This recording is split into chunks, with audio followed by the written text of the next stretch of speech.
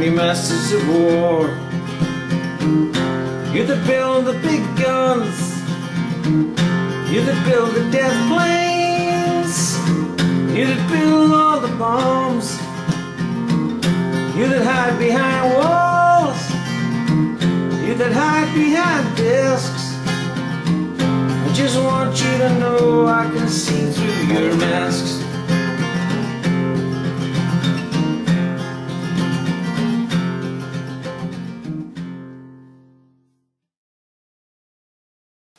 Hello and welcome to the second video on how to play Bob Dylan's Masters of War from his freewheeling album. Just a reminder, we've got the cap on the 3rd fret, we're playing with D minor chords, so in effect we're playing in the key of F minor. Starting with the D minor chord and using that 3/4 pattern of strumming.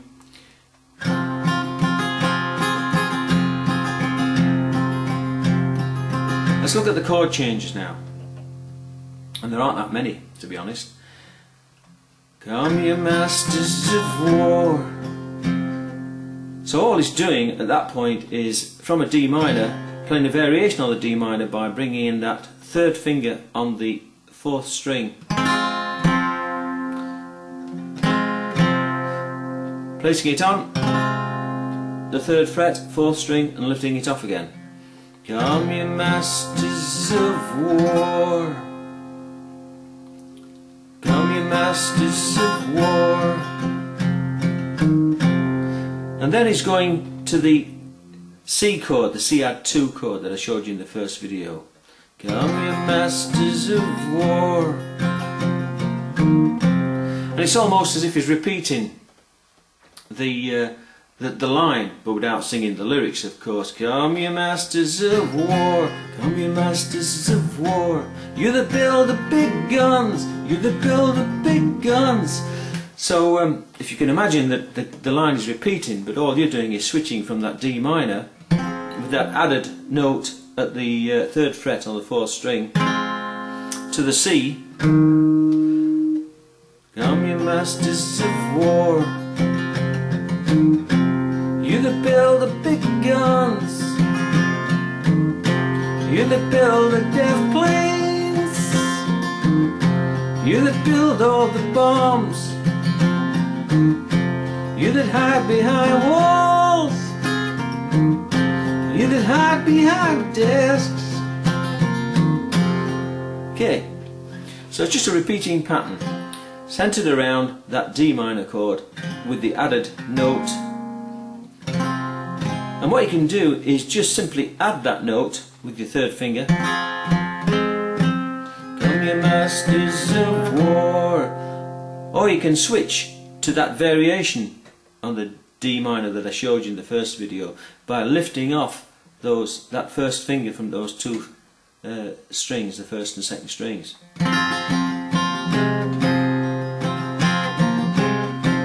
Come you masters of war.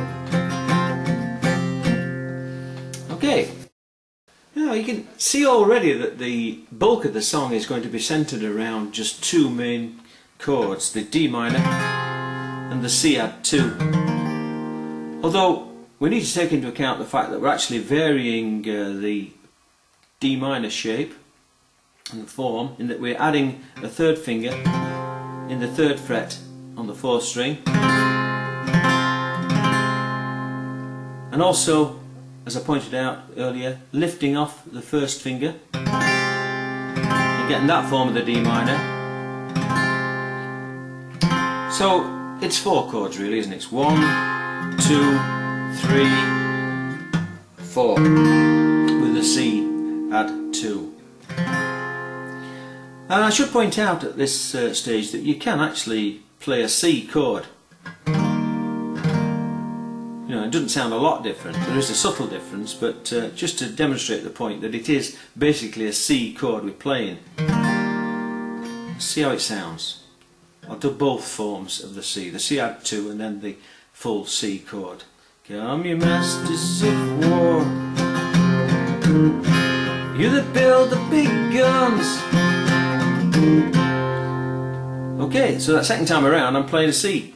Although it's a C add 9, I think, is it? No? Yeah, let's just take a moment out to explore a bit of chord theory. It is actually a C9, that, because you've got the fourth finger, your pinky, on the second string in the 3rd fret. So if we take a C scale starting on the root note, 5th string, 3rd fret,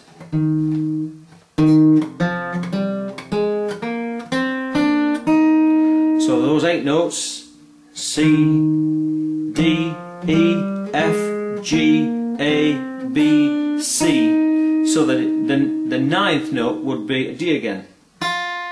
So the C chord with the added 9th there on the 2nd string in the 3rd fret. Okay, so let's just run through it again. Come ye masters of war, you that build the big guns,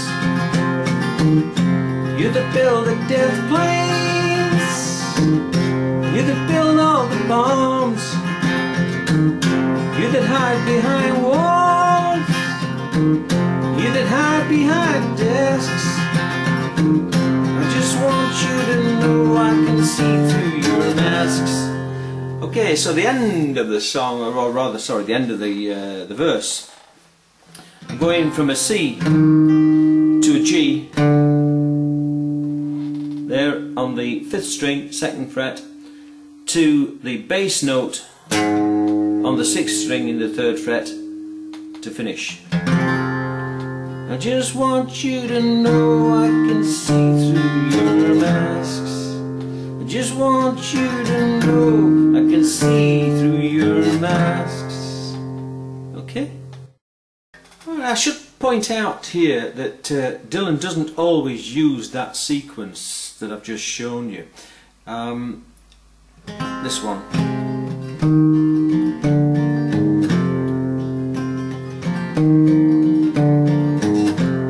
Sometimes he uses it, sometimes he doesn't. In fact, it's probably just the odd couple of occasions in the song. I can't tell without going back and listen to it. But you listen to the track and hear where it comes in and where he leaves it out. And when he leaves it out, basically it's just this.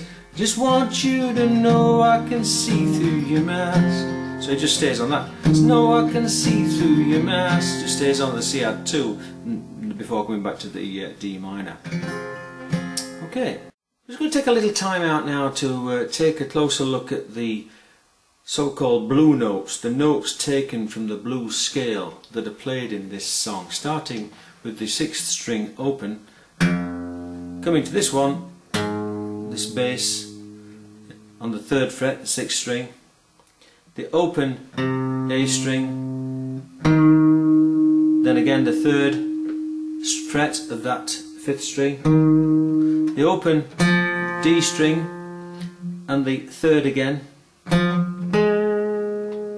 So we've got open, 3rd, open, 3rd, open, 3rd, and then the 2nd fret of that 4th string, also the 2nd fret of the 5th string,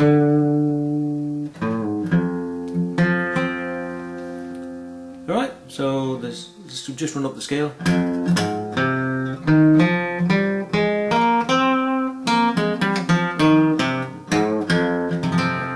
Running out those scale notes, those blues notes so-called, and it's up to you really to make use of those as you see fit.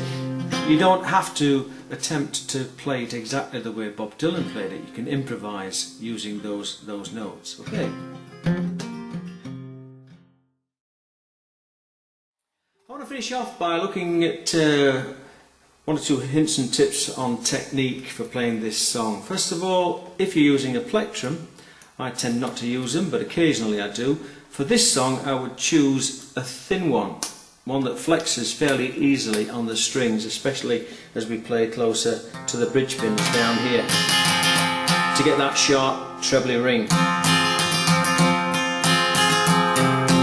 I want the plectrum to give on the strings rather than be too hard on those strings.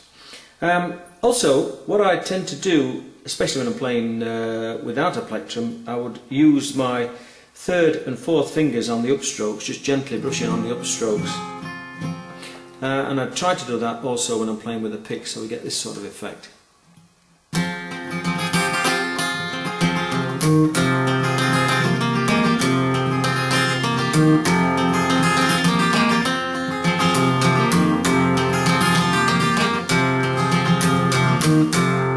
Okay, next you may want to try and experiment a little with the position of the plectrum on the strings between the bridge pins here and the sound hole. So obviously you get a different sound. And I think it's a good idea, especially in a long song that doesn't have a lot of variety in it, to move along that space and to get different colour and different tone out of the strings. Let me show you what I mean.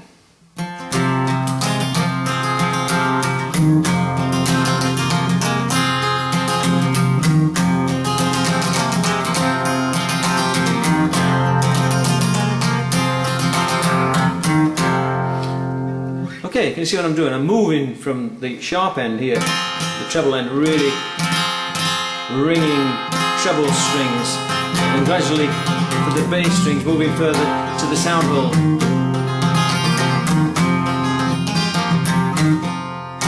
Okay, visually as well, I mean if you're playing in public, it's a good technique to employ to get some visual variation in your playing as well. Okay? Finally, as this essentially is a blues song, then we need to be bending one or two of these strings. And you'll notice that Dylan does it on the 6th string, 3rd fret, before returning to the D minor. Now just on a G chord. Okay, now what we can do is play the way Dylan plays it like this. Or we can double up on either that note or this note. Like, so we do it like this.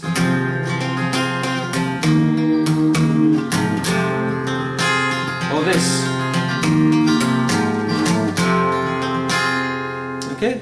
So instead of going 1, 2, 3, 4, we're going 1, 2, or so long as you keep the timing right, you know, it's fine. But it gives you, again, more variety. One final point I'd like to make, and that is if you're wanting to play along to the Dylan recording, that original track from the Freewheeling album, what you'll need to do is to retune your guitar just slightly, slackening off the strings in order to bring it into tune with that Dylan track, because that was recorded at a slightly slower speed. I think the tape must have had a problem that day, so it's slightly flat from concert pitch. Okay. Once again, I hope these videos are of good practical use to you. Good luck with the song, enjoy it, and watch out for further how to play the Dylan Way videos. Ta-ra for now. Cheers.